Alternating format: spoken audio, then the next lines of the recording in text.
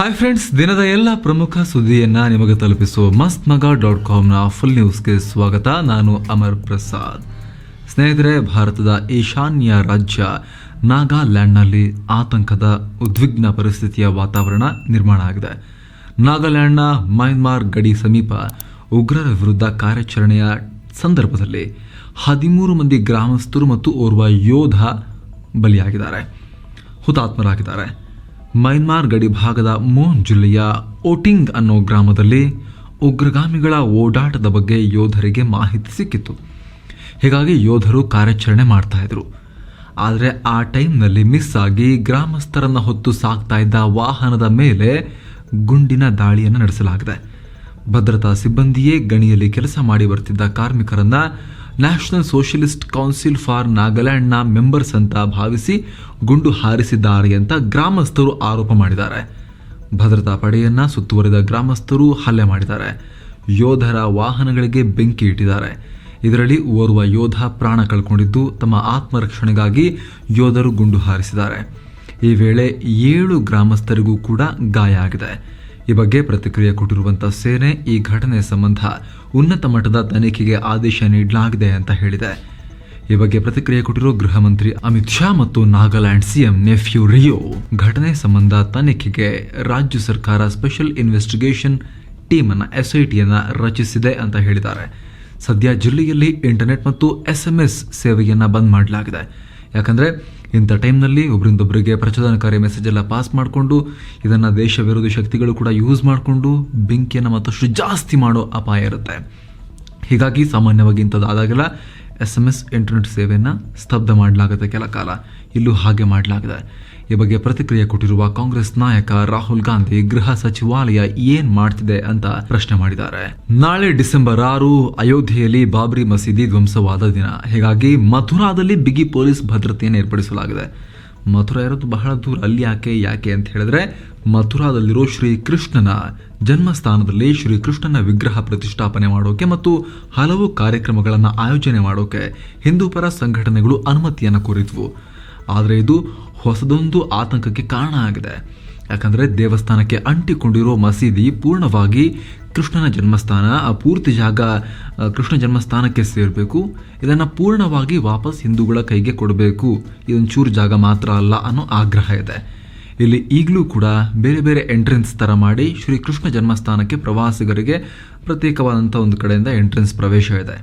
ಹೀಗಾಗಿ ಇಲ್ಲಿ ಮಹಾಜಲಾಭಿಷೇಕ ಮಾಡಿ ಸ್ಥಳವನ್ನು ಶುದ್ಧಗೊಳಿಸಿ ಕೃಷ್ಣನ ಮೂರ್ತಿ ಪ್ರತಿಷ್ಠಾಪನೆ ಮಾಡ್ತೀವಿ ಅಂತ ಸಂಘಟನೆಗಳು ಹೇಳಿದ್ವು. ಆದರೆ ಇದರಿಂದ ಶಾಂತಿಗೆ ಧಕ್ಕೆ ಆಗುತ್ತೆ ಅಂತ ಮಥುರಾದ DC ಅನುಮತಿಯನ್ನು ಕೊಟ್ಟಿರಲಿಲ್ಲ. ಸದ್ಯ ಈಗ ಭದ್ರತೆ ಹೆಚ್ಚಿಸಲಾಗಿದ್ದು ಸೆಕ್ಷನ್ 144 ಹೇರಲಾಗಿದೆ. ಇದರ ಪ್ರಕಾರ ಸಾರ್ವಜನಿಕ ಸ್ಥಳದಲ್ಲಿ 4ಕ್ಕಿಂತ ಹೆಚ್ಚಿನ ಜನ ಸೇರೋ ಹಾಗಿಲ್ಲ. ಅಂದ ಹಾಗೆ 17ನೇ ಶತಮಾನದ ಈ ಮಸೀದಿಯನ್ನ ಕೃಷ್ಣ ಜನ್ಮಸ್ಥಾನ ಆಕ್ರಮಿಸಿ ಕಟ್ಟಲಾಗಿದೆ, ಅದನ್ನು ತೆರವುಗೊಳಿಸಬೇಕು ಅಂತ ಕೋರ್ಟ್ನಲ್ಲಿ ಅರ್ಜಿಗಳ ಮೇಲೆ ಅರ್ಜಿ ಸಲ್ಲಿಕೆ ಆಗ್ತಾ ಇದೆ.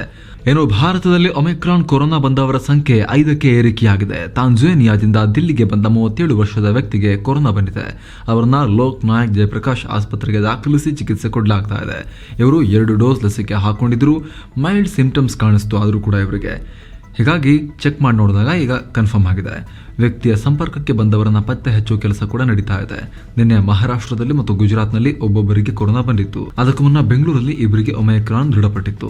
ಈಗ ಒಟ್ಟು 5 ಆದಂಗಾಗಿದೆ ಈಗ ಭಾರತದಲ್ಲಿ. ಭಾರತದಲ್ಲಿ 50% ವಯಸ್ಕರಿಗೆ 2 ಡೋಸ್ ಕೊರೋನಾ ಲಸಿಕೆ ಹಾಕಿ ಆಗಿದೆ ಅಂತ ಆರೋಗ್ಯ ಸಚಿವ ಮನ್ಸುಖ್ ಮಾಂಡವಿಯಾ ಹೇಳಿದ್ದಾರೆ. ದೇಶದಲ್ಲಿ ಈವರೆಗೆ 127.61 ಕೋಟಿ ಡೋಸ್ ಲಸಿಕೆ ಹಾಕಲಾಗಿದೆ. ದೇಶದ 83.8% ವಯಸ್ಕರಿಗೆ ಅಟ್ಲೀಸ್ಟ್ 1 ಡೋಸ್ ಆದರೂ ಕೂಡ ಲಸಿಕೆ ಹಾಕಿ ಕಂಪ್ಲೀಟ್ ಮಾಡಲಾಗಿದೆ ಅಂತ ಅವರು ಮಾಹಿತಿಯನ್ನು ಕೊಟ್ಟಿದ್ದಾರೆ. ಜೊತೆಗೆ ನಾವು ಸಕ್ಸಸ್ ಕಂಡಿದ್ದೀವಿ, ಯಶಸ್ವಿ ಆಗ್ತಾ ಇದ್ದೀವಿ, ಕಂಗ್ರಾಚ್ಯುಲೇಷನ್ಸ್ ಇಂಡಿಯಾ ಅಂತ ಅವರು ಮನ್ಸುಖ್ ಮಾಂಡವಿಯಾ ಹೇಳಿದ್ದಾರೆ. ಚಿಕ್ಕಮಗಳೂರು ಜಿಲ್ಲೆಯ ಎನ್ಆರ್ಪುರ ತಾಲೂಕಿನ ಸೀಗೂಡಿನ ಜವಾಹರ್ ನವೋದಯ ವಿದ್ಯಾಲಯದಲ್ಲಿ ಕೊರೋನಾ ಸ್ಫೋಟಗೊಂಡಿದೆ. ಈವರೆಗೆ 63 ವಿದ್ಯಾರ್ಥಿಗಳು ಮತ್ತು 7 ಸಿಬ್ಬಂದಿ ಸೇರಿದಂತೆ 70 ಮಂದಿಗೆ ಕೊರೋನಾ ಸೋಂಕು ಬಂದಿದೆ.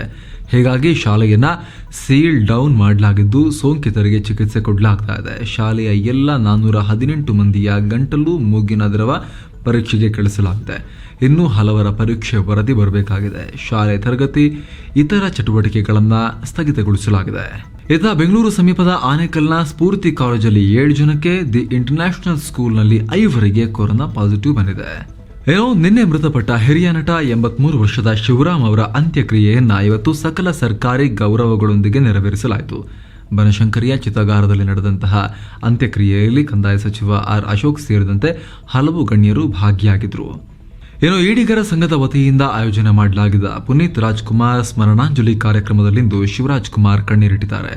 ನಾನು ಎಲ್ಲಿಗೆ ಹೋದರೂ ಕೂಡ ಕಣ್ಣೀರು ಹಾಕಬಾರದು ಅಂತ ಅನ್ಕೊಳ್ತೀವಿ, ಆದರೆ ಪುನೀತ್ ನಗು ಮುಖ ನೋಡಿ ಕಣ್ಣೀರು ಬಂದ್ಬಿಡುತ್ತೆ. ಆತ ಇಲ್ಲ ಅನ್ನೋದನ್ನು ಅರ್ಗಿಸಿಕೊಳ್ಳಿಕ್ಕೆ ಆಗ್ತಿಲ್ಲ. ಪುನೀತ್ ನನ್ನನ್ನು ಯಾವತ್ತೂ ಅಣ್ಣ ಅಂತ ಕರಿತಿರ್ಲಿಲ್ಲ, ಶಿವಣ್ಣ ಅಂತ ಕರಿತಾ ಇದ್ದ ಅಂತ ಶಿವಣ್ಣ ಹೇಳಿದ್ದಾರೆ. ಎಲ್ಲರೂ ನನ್ನ ಅಣ್ಣ ಹಂಗಿದ್ದ, ಅಪ್ಪ ಹಂಗಿದ್ರು ಅಂತ ಹೇಳ್ಕೊತಾರೆ, ಆದರೆ ನಾನು ನನ್ನ ತಮ್ಮ ಹಿಂಗಿದ್ದ, ಬಿಟ್ಟೋಗ್ಬಿಟ್ಟ ಅಂತ ಹೇಳ್ಕೋಬೇಕು ಅಂತ ಭಾವುಕರಾಗಿ ಶಿವಣ್ಣ ಮಾತನಾಡಿದ್ದಾರೆ. ಬಂಗಾಳ ಕೊಲ್ಲಿಯಲ್ಲಿ ವಾಯುಭಾರ ಕುಸಿತ ಉಂಟಾಗಿ ಹುಟ್ಟಿರೋ ಜಾವಾ ಚಂಡಮಾರುತದಿಂದಾಗಿ ಒಡಿಶಾದಲ್ಲಿಂದು ಭಾರೀ ಮಳೆಯಾಗಿದೆ. ಒಡಿಶಾದ ಪುರಿ ಕರಾವಳಿ ತೀರದಿಂದ ಹಾದು ಹೋಗಿರೋ ಚಂಡಮಾರುತ ರಾತ್ರಿ ಪಶ್ಚಿಮ ಬಂಗಾಳ ತಲುಪಲಿದೆ ಅಂತ ಕೇಂದ್ರ ಹವಾಮಾನ ಇಲಾಖೆ ಮಾಹಿತಿ ನೀಡಿದೆ. ಚಂಡಮಾರುತದ ತೀವ್ರತೆ ಕಮ್ಮಿಯಾಗಿರುವುದರಿಂದ ಹೆಚ್ಚಿನ ಪ್ರಭಾವ ಏನೂ ಕಂಡುಬಂದಿಲ್ಲ. ಉತ್ತರ ಪ್ರದೇಶದ ಲಕ್ನೋದಲ್ಲಿ ಕ್ಯಾಂಡಲ್ ಮಾರ್ಚ್ ವೇಳೆ ಪೊಲೀಸರು ಲಾಠಿ ಚಾರ್ಜ್ ಮಾಡಿದ್ದಾರೆ. 2019ರಲ್ಲಿ 69,000 ಸಹಾಯಕ ಶಿಕ್ಷಕರ ಆಯ್ಕೆಗೆ ನಡೆದ ಪರೀಕ್ಷೆಯಲ್ಲಿ ಅಕ್ರಮ ಆಗಿದೆ ಅನ್ನೋ ಆರೋಪ ಕೇಳಿಬಂದಿದೆ. ಇದೇ ವಿಚಾರವಾಗಿ ನೂರಾರು ಜನ ಒಟ್ಟುಗೂಡಿ ಲಕ್ನೋದಿಂದ ಸಿಎಂ ಮನೆವರೆಗೆ ಕ್ಯಾಂಡಲ್ ಮಾರ್ಚ್ ಹಮ್ಮಿಕೊಂಡಿದ್ರು. ಆದರೆ ಈ ವೇಳೆ ಮಧ್ಯಪ್ರವೇಶ ಮಾಡಿದ ಪೊಲೀಸರು ಲಾಠಿ ಚಾರ್ಜ್ ಮಾಡಿ ಪ್ರತಿಭಟನಾಕಾರರನ್ನ ಚದುರಿಸಿದ್ದಾರೆ. ದಿಲ್ಲಿ ಮಹಿಳಾ ಆಯೋಗ ಸಾರಿಗೆ ಇಲಾಖೆಗೆ ನೋಟಿಸ್ ನೀಡಿದ್ದು ವಾಹನವೊಂದಕ್ಕೆ ನೀಡಿರೋ ನಂಬರ್ ಪ್ಲೇಟ್ ಚೇಂಜ್ ಮಾಡುವಂತೆ ಹೇಳಿದೆ. ಅದಕ್ಕೆ ಏನು ಕಾರಣ ಗೊತ್ತಾ? ಮಹಿಳಾ ಆಯೋಗ ಇಷ್ಟೊಂದು ರುಚಿಗೇಳೋಕೆ ನಂಬರ್ ಪ್ಲೇಟ್ನಲ್ಲಿರೋ ಅಕ್ಷರಗಳು ಅದರಲ್ಲಿ ಬೇರೆ ಬೇರೆ ಆಲ್ಫಾಬೆಟ್ಸ್ ಇರುತ್ತಲ್ಲ, ಇಲ್ಲಿ SEX ಅಂತ ಇತ್ತು. ಇತ್ತೀಚೆಗೆ ಯುವತಿಯೊಬ್ಬರು ಸ್ಕೂಟರ್ ತಗೊಂಡಿದ್ರು. ಅವರಿಗೆ ಸಾರಿಗೆ ಇಲಾಖೆಯಿಂದ ಬಂದಿರೋ ನಂಬರ್ ಪ್ಲೇಟ್ನಲ್ಲಿ ಎಂಥ ನಂಬರ್ ಪ್ಲೇಟ್ ಬಂದಿದೆ ಅಂದರೆ ಅದನ್ನು ಹಿಡ್ಕೊಂಡು ರಸ್ತೆಯಲ್ಲಿ ಹೋಗ್ಲಿಕ್ಕೆ ಅವ್ರಿಗೆ ಮುಜುಗರ ಆಗ್ತಿದೆಯಂತೆ. ಯಾಕಂದರೆ ನಂಬರ್ ಪ್ಲೇಟ್ನಲ್ಲಿ SEX ಅಂತ ಇದೆ. ಇದರಿಂದಾಗಿ ಯುವತಿಗೆ ಸಾರ್ವಜನಿಕವಾಗಿ ಅಪಮಾನ ಆಗ್ತಾ ಇದೆಯಂತೆ. ಎಲ್ಲರೂ ಟಾಂಟ್ ಕೊಡ್ತಿದಾರಂತೆ, ಟೀಸ್ ಮಾಡೋದೆಲ್ಲ ಮಾಡ್ತಿದಾರಂತೆ, ನಂಬರ್ ಪ್ಲೇಟ್ನಲ್ಲಿ ಹೀಗೆ ಅಂತ. ಹೀಗಾಗಿ ಯುವತಿ ಮಹಿಳಾ ಆಯೋಗದ ಮೆಟ್ಟಿಲೇರಿ ನನಗೆ ಈ ನಂಬರ್ ಪ್ಲೇಟ್ನಿಂದ ತಡ್ಕೊಳಕ್ಕಾಗದಿರಷ್ಟು ಹಿಂಸೆ ಆಗ್ತಿದೆ, ಸ್ಕೂಟರ್ ತಗೊಂಡು ಮನೆಯಿಂದ ಹೊರಗೆ ಹೋಗೋದು ಕೂಡ ಕಷ್ಟ ಆಗ್ತಿದೆ ಅಂತ ಹೇಳಿದರು. ಇದರ ಬೆನ್ನಲ್ಲೇ ಮಹಿಳಾ ಆಯೋಗ ಸಾರಿಗೆ ಇಲಾಖೆಗೆ ನೋಟಿಸ್ ನೀಡಿ ಕೂಡಲೇ ನಂಬರ್ ಪ್ಲೇಟನ್ನು ಚೇಂಜ್ ಮಾಡಿಸಿ, ಆ ಅಕ್ಷರಗಳು ಬೇಡ, ಆಲ್ಫಾಬೆಟ್ಸ್ ಚೇಂಜ್ ಮಾಡಿ, ಬೇರೆ ಯಾವ್ಯಾವ ವಾಹನಗಳಿಗೆ ಈ ರೀತಿ ನಂಬರ್ ಕೊಡಲಾಗಿದೆ ಲಿಸ್ಟ್ ಕೊಡಿ ಅಂತ ಸೂಚಿಸಿದೆ. ಇಂಡಿಯನ್ ಏರ್ಫೋರ್ಸ್ನ ಮಿರಾಜ್ ಫೈಟರ್ ಜೆಟ್ನ ನಾಪತ್ತೆಯಾಗಿದ್ದ ಟೈರ್ ಈಗ ಪತ್ತೆಯಾಗಿದೆ. ನವೆಂಬರ್ 27ನೇ ತಾರೀಕು ಉತ್ತರ ಪ್ರದೇಶದ ಲಕ್ನೋದಲ್ಲಿರೋ ಬಕ್ಷಿಕಾ ತಲಬ್ ಏರ್ಫೋರ್ಸ್ ಸ್ಟೇಷನ್ನಿಂದ ರಾಜಸ್ಥಾನದ ಜೋಧ್ಪುರ್ ಏರ್ಬೇಸ್ಗೆ ಟ್ರಕ್ ಮೂಲಕ ಟೈರ್ ಸಾಗಿಸಲಾಗ್ತಾ ಇತ್ತು. ಈ ವೇಳೆ ಅದು ನಾಪತ್ತೆಯಾಗಿತ್ತು. ಡಿಸೆಂಬರ್ 4ನೇ ತಾರೀಕು ನಿನ್ನೆ ಇಬ್ಬರು ವ್ಯಕ್ತಿಗಳು ಅದನ್ನು ಬಕ್ಷಿಕಾ ತಲಬ್ ಏರ್ಫೋರ್ಸ್ ಸ್ಟೇಷನ್ಗೆ ತಗೊಂಡು ಬಂದಿದ್ದಾರೆ. ನಮಗೆ ರಸ್ತೆಯಲ್ಲಿ ಸಿಕ್ಕಿತ್ತು, ಟ್ರಕ್ ಟೈರ್ ಅಂದ್ಕೊಂಡು ಸೀದಾ ಮನೆಗೆ ತಗೊಂಡು ಹೋದ್ವಿ, ಆದರೆ ಇದು ಯಾವ ಟ್ರಕ್ಗೂ ಆಗಲ್ಲ ಅಂತ ಗೊತ್ತಾಗಿದ್ದರಿಂದ ಇಲ್ಲಿಗೆ ತಂದಿದ್ದೀವಿ, ನಿಮ್ದ ನೋಡಿ ಅಂತ ಹೇಳಿದ್ದಾರೆ. ಆ ಟೈರ್ ಮಿರಾಜ್ ಫೈಟರ್ದೇ ಅಂತ ಏರ್ಫೋರ್ಸ್ ಸ್ಟೇಷನ್ನ ಸಿಬ್ಬಂದಿ ಕೂಡ ಕನ್ಫರ್ಮ್ ಮಾಡಿ ತಗೊಂಡಿದ್ದಾರೆ. ಈಗ ಜಿಹಾದ್ ಬಗ್ಗೆ ಕಾಂಗ್ರೆಸ್ ಬಂಡಾಯ ನಾಯಕ ಗುಲಾಂ ನಬಿ ಆಜಾದ್ ಮಾತನಾಡಿದ್ದಾರೆ. ಜಮ್ಮು ಕಾಶ್ಮೀರದಲ್ಲಿ ಪಬ್ಲಿಕ್ ರ್ಯಾಲಿಯಲ್ಲಿ ಮಾತನಾಡಿದ ಅವರು, ನಾಯಕರು, ಪಕ್ಷ, ಮತ್ತೊಂದು ಧರ್ಮ ಇವುಗಳ ವಿರುದ್ಧ ಮಾಡೋದು ಎಲ್ಲ ಇದೆಯಲ್ಲ ಅದು ಜಿಹಾದ್ ಅಂತ ಕರೆಸ್ಕೊಳ್ಳಲ್ಲ, ಬದಲಿಗೆ ಬಡತನ, ನಿರುದ್ಯೋಗ ಇಂಥದ್ರ ವಿರುದ್ಧ ಹೋರಾಡೋದಿದೆಯಲ್ಲ ಅದು ನಿಜವಾದ ಜಿಹಾದ್ ಅಂತ ಹೇಳಿದ್ದಾರೆ. ಜೊತೆಗೆ ಇತ್ತೀಚೆಗೆ ಕಾಂಗ್ರೆಸ್ ಹೈಕಮಾಂಡ್ ಜೊತೆ ಮುನಿಸಿಕೊಂಡಿರೋ ಅವರು ಜಮ್ಮು ಕಾಶ್ಮೀರದಲ್ಲಿ ಸರಣಿ ಮೀಟಿಂಗ್ಗಳನ್ನು ಮಾಡ್ತಿದ್ದಾರೆ. ದಿನವೂ ಒಂದೊಂದು ಸ್ಟೇಟ್ಮೆಂಟ್ ಬರ್ತಾ ಇರುತ್ತೆ ಅವರದ್ದು, ಒಂದಕ್ಕಿಂತ ಒಂದು ವೆಯ್ಟ್ ಇರುವಂಥ ಹೇಳಿಕೆಗಳನ್ನು ಕೊಡ್ತಾ ಇದ್ದಾರೆ.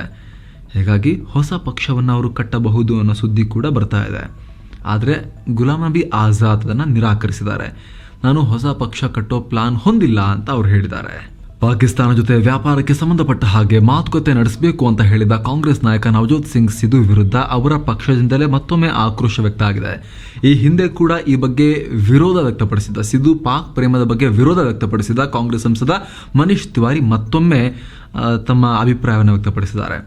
ಪಾಕಿಸ್ತಾನ ಜೊತೆ ವ್ಯಾಪಾರದ ಕುರಿತು ಮಾತುಕತೆ ಮಾಡೋದು ನಿಷ್ಪ್ರಯೋಜಕ ಮತ್ತು ಕೆಲಸಕ್ಕೆ ಬರೆದಿರುವಂಥ ವಿಚಾರ, ನಿರರ್ಥಕ, ಅದು ಅರ್ಥ ಇಲ್ಲ ಅದಕ್ಕೆ.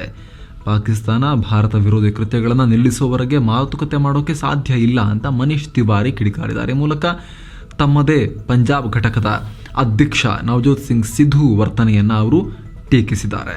ಅಮೆರಿಕದ ನಾರ್ವೇಯನ್ ಕ್ರೂಸ್ ಲೈನ್ ಹಡಗಿನಲ್ಲಿ ಪ್ರಯಾಣಿಕರು ಮತ್ತು ಸಿಬ್ಬಂದಿ ಸೇರಿ 10 ಮಂದಿಗೆ ಕೊರೋನಾ ಬಂದಿದೆ. ಹಡಗಿನಲ್ಲಿ ಸುಮಾರು 3200 ಪ್ರಯಾಣಿಕರಿದ್ದು ಆತಂಕಕ್ಕೆ ಕಾರಣ ಆಗಿದೆ.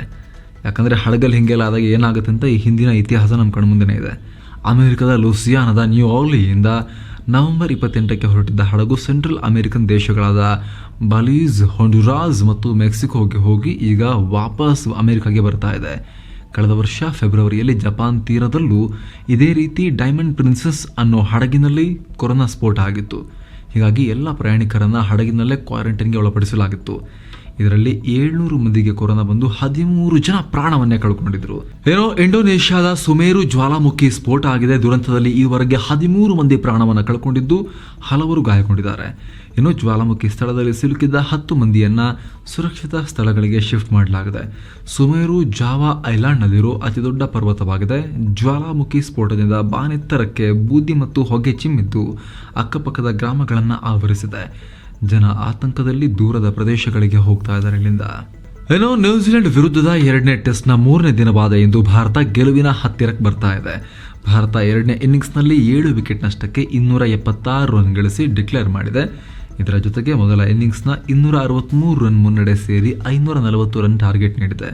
2ನೇ ಇನ್ನಿಂಗ್ಸ್ ಆಟ ಆರಂಭಿಸಿದ ನ್ಯೂಜಿಲೆಂಡ್ಗೆ ಅಶ್ವಿನ್ ಆರಂಭಿಕ ಆಘಾತ ನೀಡಿದ್ರು.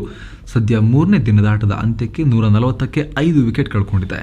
ಭಾರತ ಪರ ಅಶ್ವಿನ್ 3 ವಿಕೆಟ್ ಪಡ್ಕೊಂಡ್ರೆ ಅಕ್ಷರ್ ಪಟೇಲ್ 1 ವಿಕೆಟ್ ಪಡ್ಕೊಂಡಿದ್ದಾರೆ. ಭಾರತದ ಗೆಲುವಿಗೆ 5 ವಿಕೆಟ್ ಬೇಕಾಗಿದ್ದು ನ್ಯೂಜಿಲೆಂಡ್ ಗೆಲುವಿಗೆ ಬರೋಬ್ಬರಿ 400 ರನ್ ಬೇಕು. ಸೊ ಭಾರತದ ಗೆಲುವು ಬಹುತೇಕ ಖಚಿತ ಆಗಿದೆ. ಅಂದಹಾಗೆ ಮುಂಬೈನ ವಾಂಖೆಡೆ ಸ್ಟೇಡಿಯಂನಲ್ಲಿ ಈ ಮ್ಯಾಚ್ ನಡೀತಾ ಇದೆ. ಬನ್ನೀಗ ಕ್ವಿಕ್ ಆಗಿ ರಾಜ್ಯ, ರಾಷ್ಟ್ರ ಹಾಗೂ ಜಾಗತಿಕ ಮಟ್ಟದ ಕೊರೋನಾ ಅಪ್ಡೇಟ್ ನೋಡ್ಕೊಂಡ್ ಬರೋಣ. ಮೊದಲಿಗೆ ರಾಜ್ಯದ ನಂಬರ್ ಸರದಿ. ಕರ್ನಾಟಕದಲ್ಲಿಂದು 456 ಜನರಿಗೆ ಹೊಸದಾಗಿ ಸೋಂಕು ತಾಗಿದ್ದು 6 ಮಂದಿ ಮೃತಪಟ್ಟಿದ್ದಾರೆ. ಈ ಮೂಲಕ ಒಟ್ಟು ಸೋಂಕಿತರ ಸಂಖ್ಯೆ 29,98,099 ಆಗಿದ್ದು ಒಟ್ಟು ಮೃತಪಟ್ಟವರ ಸಂಖ್ಯೆ 38,230 ಆಗಿದೆ. ಇಂದು 330 ಸೋಂಕಿತರು ಗುಣಮುಖರಾಗಿದ್ದು ಒಟ್ಟು ಗುಣಮುಖರಾದವರ ಸಂಖ್ಯೆ 29,52,708 ಆಗಿದೆ. ಕರ್ನಾಟಕದಲ್ಲಿ ಇನ್ನೂ ಕೂಡ 7,132 ಸೋಂಕಿತರು ಚಿಕಿತ್ಸೆ ಪಡೆದಿದ್ದಾರೆ. ಇವತ್ತು 1,10,10,000ಕ್ಕೂ ಅಧಿಕ ಪರೀಕ್ಷೆಗಳನ್ನು ನಡೆಸಲಾಗಿದೆ. ಇದುವರೆಗೆ ಒಟ್ಟು 5.38 ಕೋಟಿಗೂ ಅಧಿಕ ಟೆಸ್ಟ್ಗಳನ್ನು ಮಾಡಿದಂತಾಗಿದೆ. ಕರ್ನಾಟಕದಲ್ಲಿ ಇದುವರೆಗೆ ಒಟ್ಟು 7.71 ಕೋಟಿಗೂ ಅಧಿಕ ಡೋಸ್ ಕೊರೋನಾ ಲಸಿಕೆಯನ್ನು ಕೂಡ ಹಾಕಲಾಗಿದೆ. ದೇಶದ ವಿಚಾರಕ್ಕೆ ಬಂದರೆ ಕಳೆದ 24 ಗಂಟೆಗಳಲ್ಲಿ 8,895 ಜನರಿಗೆ ಹೊಸದಾಗಿ ಕೊರೋನಾ ಸೋಂಕು ದೃಢಪಟ್ಟಿದ್ದು 2,796 ಸೋಂಕಿತರು ಮೃತಪಟ್ಟಿದ್ದಾರೆ. ಕೇರಳ ಮತ್ತು ಬಿಹಾರದಲ್ಲಿ ಕೊರೋನಾ ಸಾವಿನ ಸಂಖ್ಯೆಯನ್ನು ರಿವೈಸ್ ಮಾಡಿರುವುದರಿಂದ ಒಂದೇ ದಿನ ಇಷ್ಟು ಸಾವಿನ ಪ್ರಕರಣ ಅನ್ನೋ ರೀತಿ ಕಾಣಿಸ್ತಾ ಇದೆ.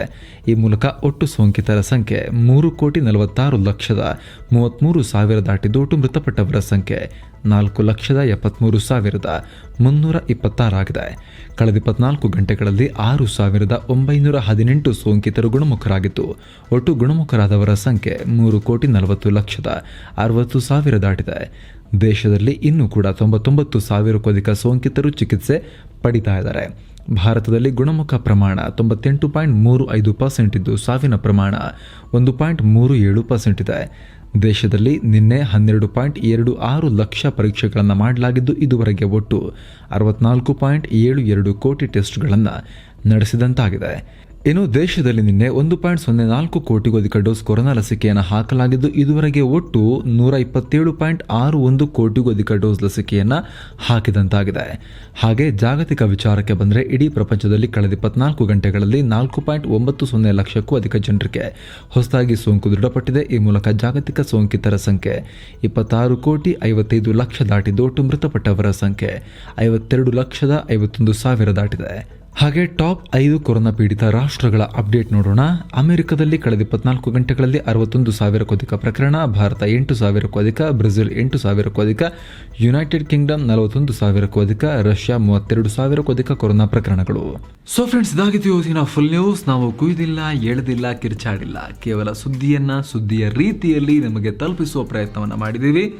ನಮ್ಮ ಈ ಪ್ರಯತ್ನ ನಿಮಗೆ ಇಷ್ಟ ಆಗ್ತಾ ಇದ್ದರೆ ದಯವಿಟ್ಟು mastmanga.com ಚಾನಲ್ಗೆ ಸಬ್ಸ್ಕ್ರೈಬ್ ಮಾಡಿ, ಪಕ್ಕದ ಬೆಲ್ ಐಕಾನ್ ಮೇಲೆ ಕ್ಲಿಕ್ ಮಾಡೋದನ್ನು ಯಾವುದೇ ಕಾರಣಕ್ಕೂ ಮರಿಬೇಡಿ. Thank you so much. ಮತ್ತೆ ಭೇಟಿ ಆಗ್ತಿರೋಣ.